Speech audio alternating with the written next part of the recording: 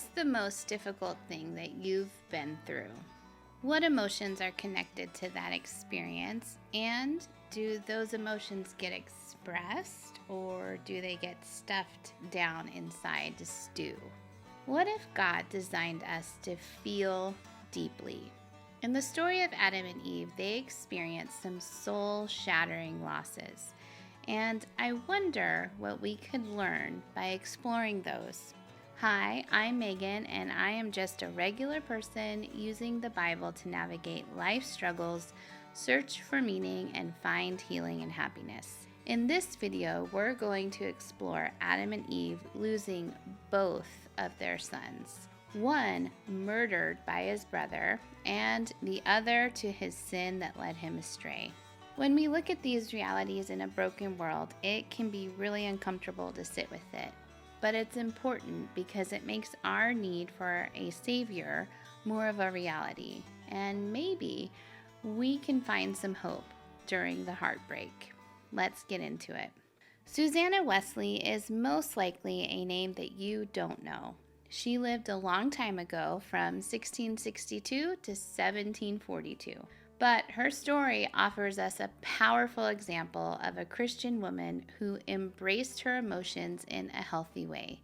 Susanna had 19 children, and 9 of them died when they were very young. And she openly expressed her grief in her extensive personal journals, weaving together her faith with her daily experiences. Susanna viewed her emotions as part of her relationship with God, not as something that needed to be suppressed or explained away.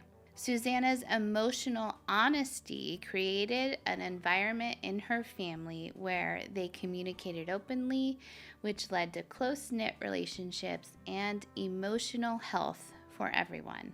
It is this environment that is credited to the shaping of the character of her son, John Wesley, who was the founder of the Methodist Church. As we conclude studying the life of Adam and Eve, we see the difficulties they experienced from the fall of mankind, and we must decide whose example we will follow. Now the man had relations with his wife, and she conceived and gave birth to Cain, and she said, I have obtained a male child with the help of the Lord. And again she gave birth to his brother Abel. Now Abel was a keeper of flocks, but Cain was a cultivator of the ground. Genesis 4, verses 1 through 2. Adam and Eve were expelled from the Garden of Eden because of God's mercy. They were living their lives and they had started a family. And obviously, a good chunk of time passes between verses 1 and 2.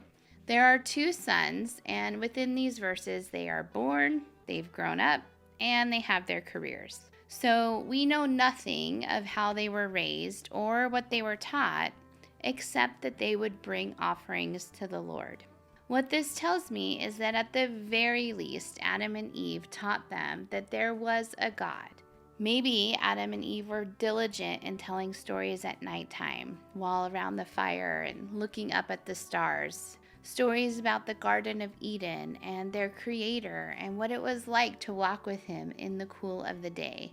And maybe this family's continual sad story played out because one son wanted to connect with God because of all of these good things he had heard about. And maybe the other son was angry and didn't understand how God could kick his parents out of such a wonderful place. Maybe Cain's heart was filled with so much anger at God because he saw the toil and the pain of his parents. Maybe he had the thought that God played favorites by accepting his brother's offering and not his. But whatever was going on in Cain's heart, it is evil that spilled out of it. So it came about in the course of time that Cain brought an offering to the Lord from the fruit of the ground.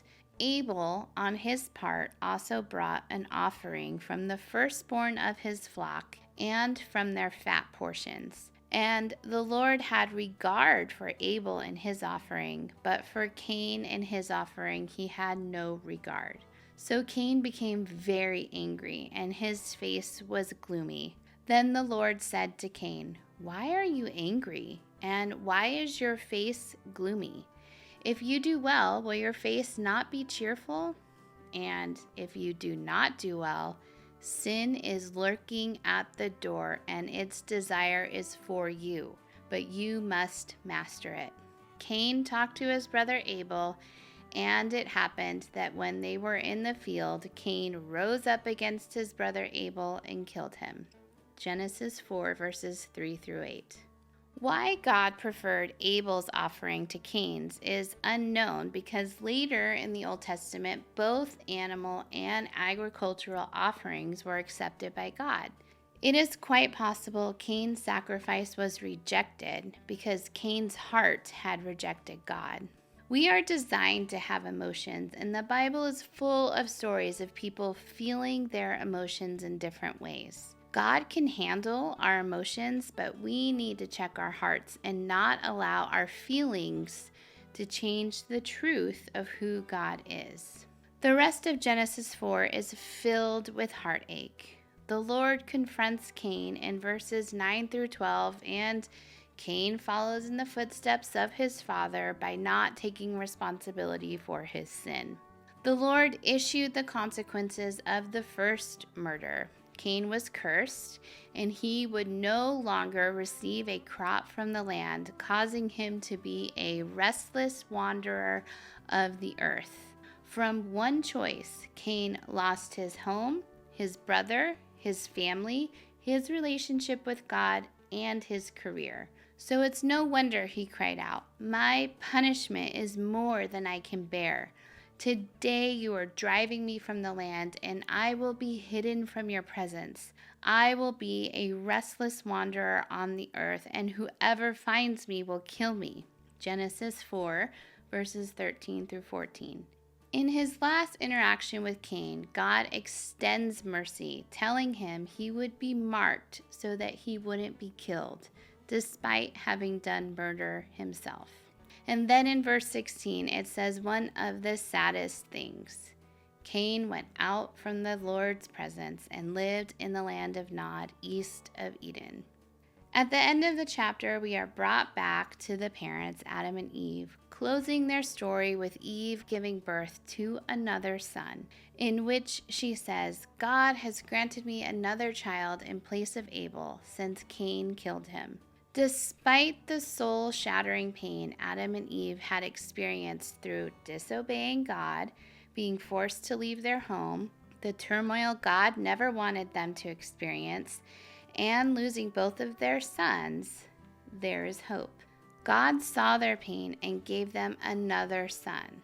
God provided a way to bring the promise of the Savior to crush the head of the serpent. God sees our pain, and it doesn't change what happened, but it does help us look forward with hope. There are different examples you can follow in this family's story.